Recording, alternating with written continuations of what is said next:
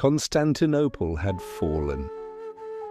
The cannons were silent, the smoke had faded, the banners now carried a new emblem. But victory was the easy part.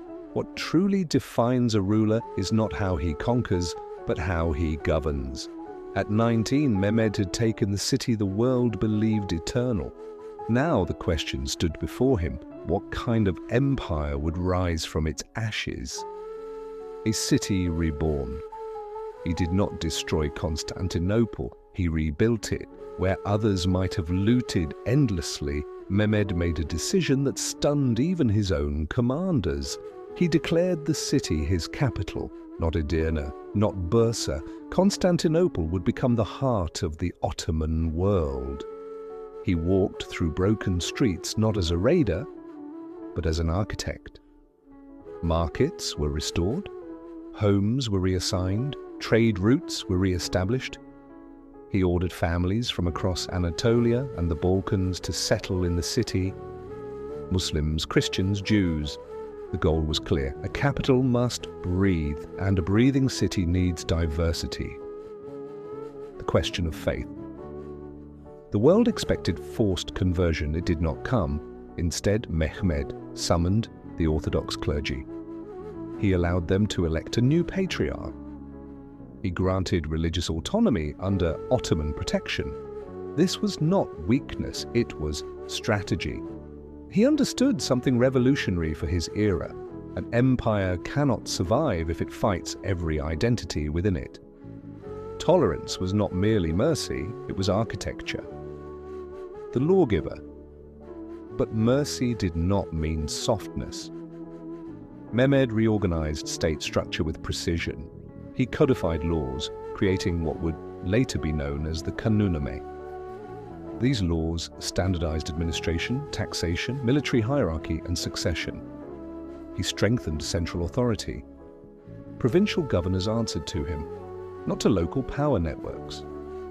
Corruption was punished, loyalty was rewarded. The Ottoman state shifted from a growing power into a structured empire. Rome reimagined. Mehmed did not see himself only as a sultan. He saw himself as something larger. He adopted the title Kaiser-i-Rum, Caesar of Rome. To the west, this was audacious. To Mehmed, it was logical. Rome had fallen in the east. He now ruled its capital.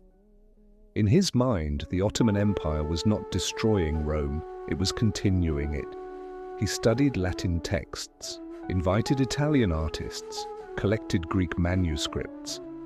This was not the image Europe expected from a conqueror, but Mehmed was never predictable. Expansion, without hesitation.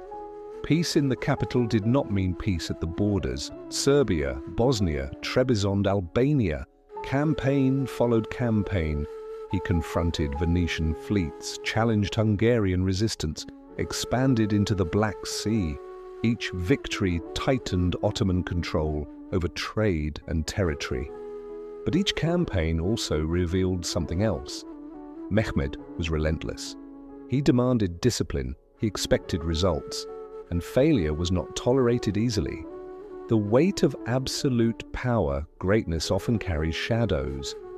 To secure stability, Mehmed enforced harsh succession principles. The survival of the state came before personal bonds. It was a brutal philosophy, but one he believed necessary. Central authority required certainty. Uncertainty meant civil war, and civil war could destroy everything he had built. History would later debate this choice endlessly. Visionary or ruthless? Perhaps both. A mind of contradictions. He funded mosques and libraries. He also led bloody sieges. He promoted scholarship. He crushed rebellions without hesitation. He could debate philosophy in 1 hour and command an execution in the next. This duality defined him. He was not a simple hero, not a simple villain. He was a ruler forged in ambition. In 1481, Mehmed prepared for another campaign. Even at 49, his drive had not faded. His destination remains debated by historians. Italy? Further into Europe? Another strategic frontier? He would never reach it. On the road, the conqueror fell ill. The empire waited. The army held its breath. And then, the man who ended an era became history himself, the legacy. When Mehmed died, he left behind more than territory. He left behind a transformed geopolitical order. The fall of Constantinople marked the symbolic end of the Middle Ages. Trade routes shifted. European exploration accelerated. The Renaissance gained momentum as scholars fled westward. A single conquest reshaped continents. But beyond global consequences, one truth remained. He had taken a dying city and turned it into the beating heart of an empire that would endure for centuries. At 19, he conquered a legend. At 49, he left behind one. He was a strategist, a reformer, a patron of culture, a ruthless consolidator of power. He was Fatih Sultan Mehmed, the conqueror, the lawgiver, the emperor of a new age. And in the silence after his passing, the world he reshaped continued to move under the shadow of his vision. History remembers the fall of cities, but it is the rise of empires that truly changes the world. This was the final chapter,